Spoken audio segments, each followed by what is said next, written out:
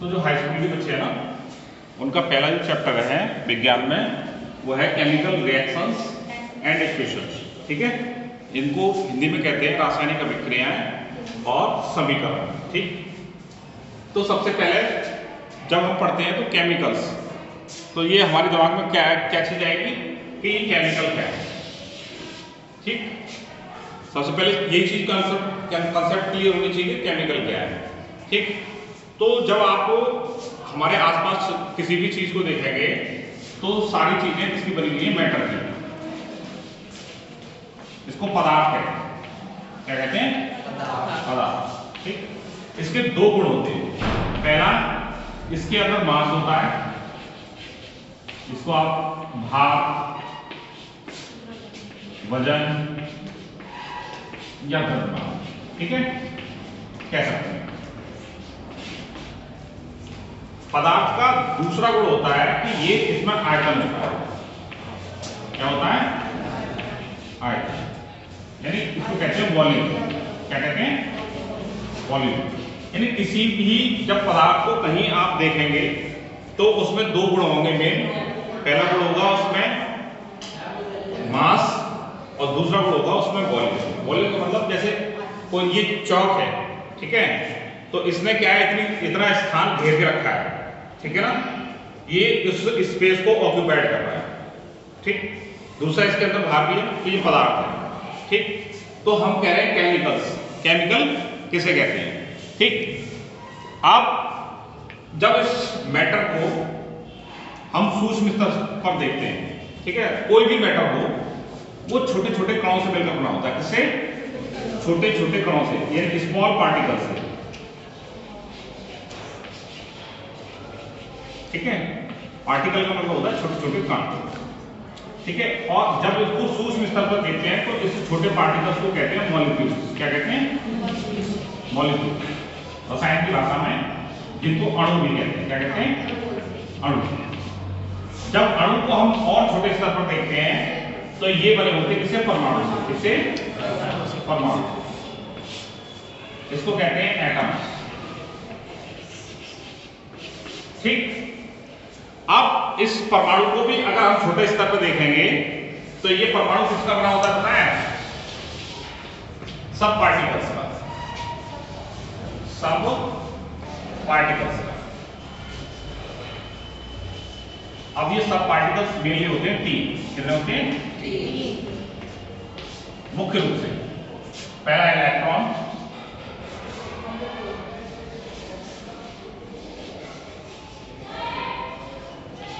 दूसरा प्रोटॉन,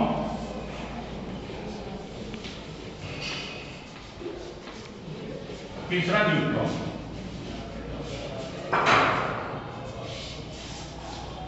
ठीक, समझ में आएगा। मैटर में दो गुण होते हैं, पहला मास, दूसरा वॉल्यूम। मैटर को जब हम छोटा करके देखते हैं तो स्मॉल पार्टिकल्स, इनको कहते हैं मॉलिक्यूल्स। मॉलिक्यूल्स को तोड़ के देखते हैं तो ये परमाणु से बने होते हैं। परमाणु बना होता है सब पार्टिकल्स का, जिसमें इलेक्ट्रॉन, प्रोटॉन और न्यूट्रॉन। तो एटॉम्स की बाहर की कक्षाओं में इलेक्ट्रॉन चक्कर लगाते रहते हैं और उसके केंद्र भाग में प्रोटॉन और न्यूट्रॉन स्थित रहते हैं। बात समझ में आ गई। अब हमारे सामने एक चीज और आती है कि हम पढ़ रहे हैं केमिकल रिएक्शंस।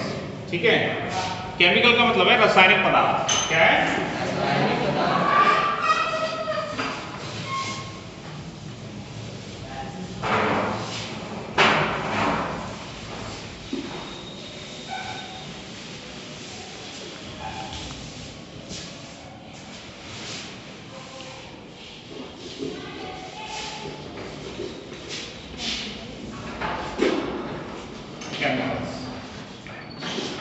इसको हिंदी में बोलते हैं रासायनिक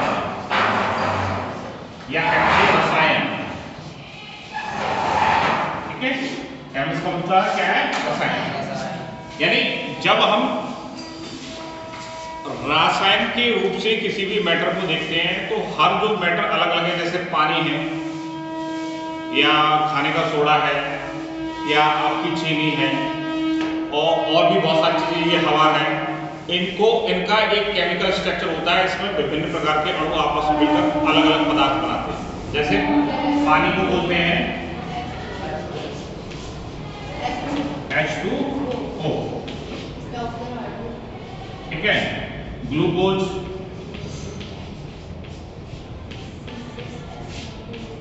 C6H12O6, ठीक है। सल्फ्यूरिक एसिड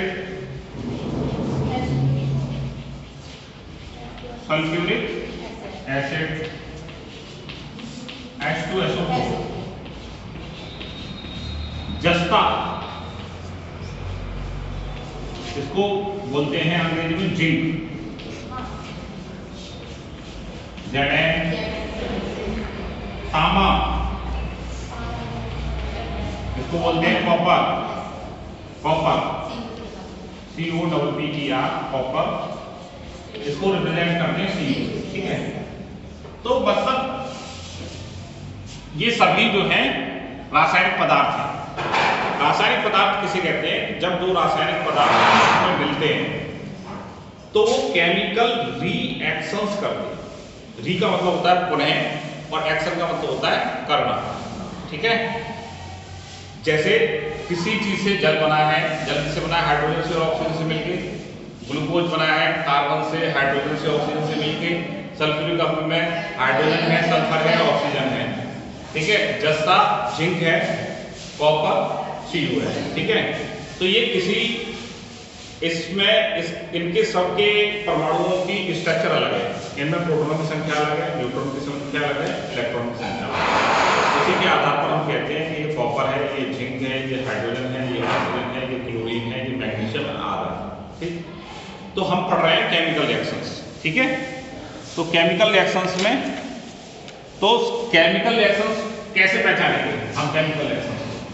जैसे मान के चलिए अगर कोई आपसे कहता है कि भैया कि ये बताइए कि केमिकल, कोई आदमी आता है आपसे, आपके घर पे आता है, तो आप उसको कैसे पहचानेंगे? कैसे पहचानेंगे उस आदमी को? जैसे मान के चलिए कोई व्यक्ति आपके घर पे आता है तो उसको बताएंगे, सबसे पहले तो उसकी वेशभूषा देखेंगे कि वो बच्चा है, बड़ा है, बुजुर्ग है, मेल है या फीमेल है, साड़ी पहनने वाला है या बुर्का पहनने वाला है या धोती कुर्ता पहनने वाला है। तो इससे क्या है, आप उसका अंदाजा लगा सकते हैं। तो इसी प्रकार से केमिकल रिएक्शंस को पहचानने के 4 गुण होते हैं। कितने होते हैं? 4 गुण, ठीक है। उससे पहले हम देखेंगे कि जैसे मान के चलिए हमारे पास दूध है, क्या है? और इस दूध को हम गर्मी के दिनों में, गर्मी के दिनों में और कमरे में इसको बिना गर्म करे रख दें 24 घंटे की, तो क्या होगा? फट जाएगा, दूध फट जाएगा। क्या बन जाएगा सर दूध का? पनीर बन जाएगा। क्या बन जाएगा? पनीर प्लस पानी। खीर नहीं बनेगी। ये कौन बना रहा है खीर? चलो कोई बात नहीं, ठीक है। तो दूध को अगर गर्मी के दिनों में अगर हम कमरे के तापमान पर रखेंगे तो फट जाएगा। Yes sir. दूसरा एग्जांपल देखेंगे बच्चों, इसमें क्या देखेंगे हम? आयरन का यानी लोहे का तवा, इसका लोहे का तवा या तवा के अतिरिक्त कहना चाहिए कि चोबा, ठीक है, या कढ़ाई, ठीक है। आप इनको बारिश के दिन, अब बारिश में इनको धोने के बाद कढ़ाई को, तवे को जब हम रख देते हैं, खड़ा करके रख देते हैं, घर पे देखा है, खड़ा करके रखने के बाद जब सुबह धो के रखा या रात को धो के रखा और हमने खड़ा कर दिया, तो सुबह देखने पर क्या मिलता है उनके ऊपर? जंग लग जाती है। क्या हो जाती है? जंग लग जाती है, ठीक। जंग लग जाती है। दूसरा एग्जांपल है अंगूर, ठीक है। अंगूर घर पे रखे हुए हैं 5 दिन से, कितने दिन से? 5 दिन से। क्या होगा? खराब हो जाएंगे। कभी कभी कोई अंगूर खराब मुंह में चला जाता है तो कैसा अजीब सा टेस्ट आता है, नहीं आता, मीठा नहीं रहता, मतलब टेस्ट उसका चेंज हो जाता है। ऐसा क्यों होता है? क्योंकि उनके अंदर फर्मेंटेशन हो जाता है, जिसको कहते हैं किण्वन। अब अंगूर में होती है फ्रक्टोज। फ्रक्टोज जो है ग्लूकोज का ही दूसरा रूप होता है, जिसे अंगूर मीठा लगता है। लेकिन जब इसके अंदर किण्वन हो जाता है तो ये फ्रक्टोज चेंज हो जाती है इथाइल अल्कोहल में, C2H5OH में। ठीक है, इथाइल अल्कोहल में किसमें चेंज हो जाता है? इथाइल अल्कोहल में। ठीक है, पहले क्या था इसमें? फ्रक्टोज का भी सूत्र वही होता है, C6H12O6। ठीक है, ये मीठा लगता है खाने में, लेकिन जब ये फर्मेंटेशन हो जाता है तो ये चेंज हो जाती है इथाइल अल्कोहल, जो होती पीने वाली शराब, जो जैसे नशा करते हैं ना वो शराब बन जाती है। कि ग्लूकोज क्या चेंज हो जाती है फर्मेंटेशन के बाद इथाइल अल्कोहल में। दूसरा एक और एग्जांपल देखेंगे हम, जब हम खाना पकाते हैं, खाना कोई भी चीज है, है आलू है या कोई भी और चीज है, जब हम पकाते हैं, खाने में क्या कहते हैं? पकाते हैं। आपने देखा है खाना जब कच्चा रखा रहता है तो कोई खुशबू नहीं आती इसमें से, ज्यादातर सब्जियां जब बनती हैं। लेकिन जब किचन में उसमें तेल घी छौंक लगता है, या आलू को बॉईल करते हैं या आलू को भुना जाता है, तो उसमें से खुशबू आना चालू हो जाती है। खाना पकने में खुशबू आना चालू होती है। ठीक है, तो उसमें से खुशबू आती है, अच्छी खुशबू आती है ना, खुशबू आती है। ठीक है, तो कुछ अब दूध फट रहा है, लोहे पर जंग लग रही है, अंगूर खट्टे हो जाते हैं या टेस्ट चेंज हो जाता है, और खाना जब पकाते हैं तो खुशबू आने लगती है। एक और चीज है, जब हम खाना खाते हैं तो वो डाइजेस्टिव होता है बॉडी के अंदर। दूसरा एक और चीज है कि जब हम सांस लेते हैं तो ऑक्सीजन अंदर जाती है। क्या जाती है? O2। जब हम रेस्पिरेशन करते हैं, क्या करते हैं? श्वसन करते हैं, तो ऑक्सीजन अंदर जाती है और बाहर क्या निकलता है? CO2, carbon dioxide. ठीक है, तो ये आपने ये सारी चीजें देखी। दूध को गर्मी में रखते हैं, फट जाता है, लोहे के तवा को रखते हैं, जंग लग जाती है, अंगूर। ठीक है, अब ये क्रियाओं की एक गुण है, फट गया तो फटे दूध से द्वारा दूध नहीं बनेगा, नहीं बनेगा ना। लोहे के तवे पे जंग लग गई तो धोके उसको आप क्या फेंक देंगे, उससे दोबारा लोहा नहीं बना सकते। अंगूर खट्टा हो गया, सड़ गया, दोबारा उसको अंगूर नहीं बना सकते। खाना एक बार पका दिया तो दोबारा उसको कच्चा नहीं कर सकते। ऑक्सीजन आपने अंदर ली, उसको कार्बन डाइऑक्साइड बाहर निकाल दी, तो आप दोबारा उसको ऑक्सीजन में नहीं चेंज कर सकते। अब केमिकल रिएक्शन का ये गुण होता है कि जो क्रिया हो जाती है एक बार, उसको वापस ज्यादातर नहीं किया जा सकता। कभी कभी किया जा सकता है, लेकिन ज्यादातर कंडीशन में उस क्रिया को वापस नहीं किया जा सकता। जैसे दूध को दही बना दिया तो दही से दूध बनाना संभव नहीं है ना। तो ये केमिकल रिएक्शन का गुण है, रासायनिक अभिक्रिया का एक गुण है कि एक बार जब क्रिया हो जाती है तो उसको वापस नहीं किया जा सकता। कुछ कंडीशन में हो जाता है, जिनको उत्क्रमणीय अभिक्रिया कहते हैं या रिवर्सिबल रिएक्शंस कहते हैं, लेकिन ज्यादातर कंडीशंस में एक बार क्रिया होने के बाद उसको वापस नहीं किया जा सकता। ये तो हमें मालूम पड़ गया कि ये केमिकल रिएक्शंस ऐसे होते हैं जिनको वापस नहीं। अब इनको पहचानेंगे कैसे? केमिकल के कहाँ केमिकल रिएक्शन, ठीक है, इसको पहचानते हैं। How to identify that chemical reactions is happened, यानी हम कैसे पहचानेंगे कि केमिकल रिएक्शन, जो रिएक्शन हुई है वो केमिकल रिएक्शन हुई है। ठीक है ना, तो इसके लिए क्या करें बेटा, देखो केमिकल रिएक्शन, केमिकल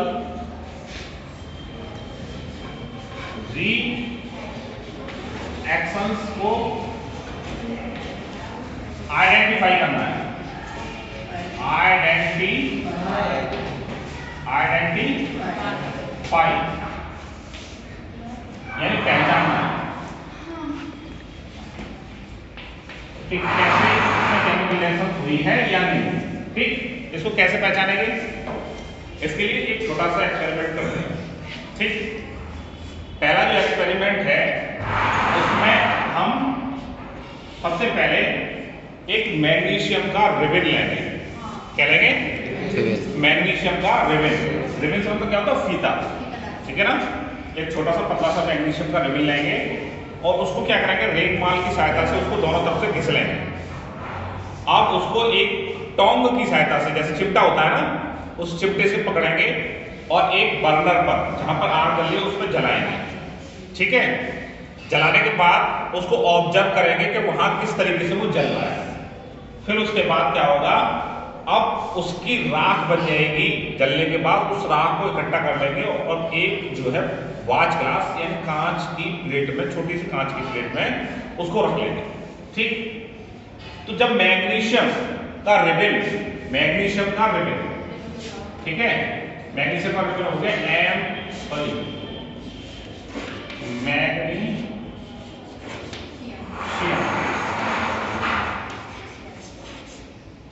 का रिबन। ठीक है, इसको क्या करते हैं, हम जलाते हैं। क्या करते हैं? तो इसकी सफेद राख बन जाती है। कैसी राख बन जाती है? सफेद राख मिलती है। ठीक है, यानी रिबन था पहले किसमें था? हार्ड। ठीक है, अब वो राख बन गई। ठीक है, पाउडर बन गया। तो इसका मैग्नीशियम का सूत्र होता है जो रिबन का, वो होता है Mg। क्या होता है? Mg। और कोई भी चीज जब जलती है तो उसके वो बिना ऑक्सीजन के नहीं जल सकती। किसके बिना? Plus O2। जलाने का ये है, डेल्टा लगा देते हैं तो इसका मतलब इसको जला रहे हैं। डेल्टा लगा देते हैं क्या मतलब हो गया, इसको हम जला रहे हैं। ठीक है, MgO2 यानी पहले मैग्नीशियम क्या था? Mg था, जब ऑक्सीजन के साथ मिला तो MgO हो गया। ठीक है, ये है मैग्नीशियम। अब ये बन गया मैग्नीशियम ऑक्साइड। क्या बन गया? Magnesium oxide.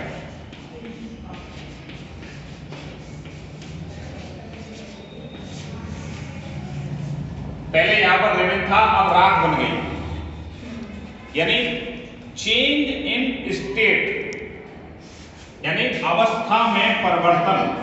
किसमें? अवस्था में परिवर्तन यानी कि चेंज इन स्टेट। ठीक है, स्टेट का मतलब अवस्था। ठीक, अवस्था में परिवर्तन। और जब ये जलता है तो एक अलग ही रंग देता है, हरे रंग का या नीले रंग का, कुछ ऐसी इस तरीके से जलता है वो। तो वो भी केमिकल रिएक्शन होने का गुण है और अवस्था में एक परिवर्तन होने का भी गुण एक रासायनिक अभिक्रिया का गुण है। लेकिन स्टेट में परिवर्तन होना रासायनिक अभिक्रिया का मेन गुण नहीं है, क्योंकि पानी से बर्फ बनती है, बर्फ से पानी बनता है और पानी से भाप बनती है। भाप को ठंडा करेंगे फिर पानी बन जाएगा, पानी को जमाएंगे तो फिर भाप जल बन जाएगा। लेकिन वो पानी को ठंडा करेंगे तो फिर बर्फ बन जाएगा। लेकिन ये केमिकल रिएक्शन नहीं है, ये भौतिक परिवर्तन है। ठीक है, भौतिक परिवर्तन क्या है? वो वापस आ जाता है अपनी, यानी बर्फ से पानी बन सकता है और पानी से भाप बन सकती है, भाप से पानी बन सकता है, पानी से बर्फ बन सकती है। तो ये भौतिक परिवर्तन है। तो इसको अवस्था में परिवर्तन को हम पूरी तरह से ये नहीं कह सकते कि ये जो है केमिकल रिएक्शन है। लेकिन जब ये इसको जला रहे थे हम, तो ये पहले रिबन था, सफेद राख बन गया, स्टेट में चेंज हुआ, यानी इसकी अवस्था में परिवर्तन हुआ। और इसके साथ ही साथ ये जो है एक अलग रंग की लौ के साथ जल रहा था। तो ये भी गुण बता रहा है कि ये एक रासायनिक अभिक्रिया थी। तो रासायनिक अभिक्रिया को हम कैसे पहचान सकते हैं? जब हम किसी चीज को जलाते हैं तो वो किसी अलग रंग के साथ जलता है और अवस्था में परिवर्तन हो जाता है उसकी में, तो वो एक रासायनिक अभिक्रिया का गुण है। पहला कोड समझ में आ गया? ठीक, अब दूसरा एक एग्जांपल और देखेंगे हम।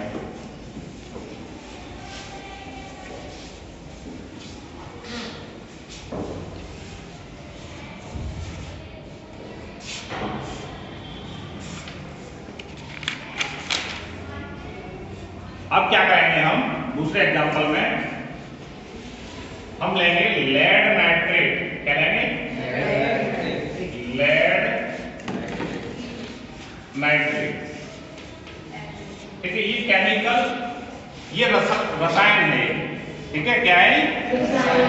केमिकल है ये, केमिकल। अब इसमें क्या मिलाएंगे हम?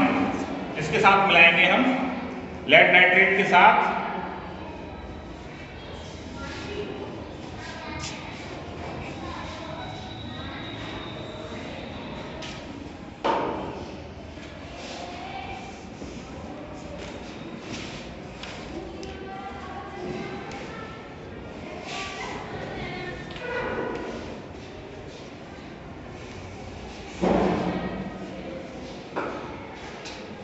काट दो, रोक दो।